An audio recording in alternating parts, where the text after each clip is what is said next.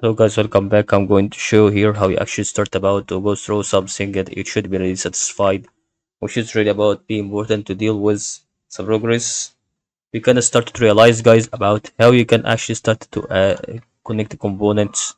First of all, what you're gonna do, guys, is about to go for something that is still be about like that to start to go for that one and this one, and then start to control A or start to hold the control and press those two together. Then as you can see, you will start to quad create a component. Okay, so this is really the first component. We can see making a second component.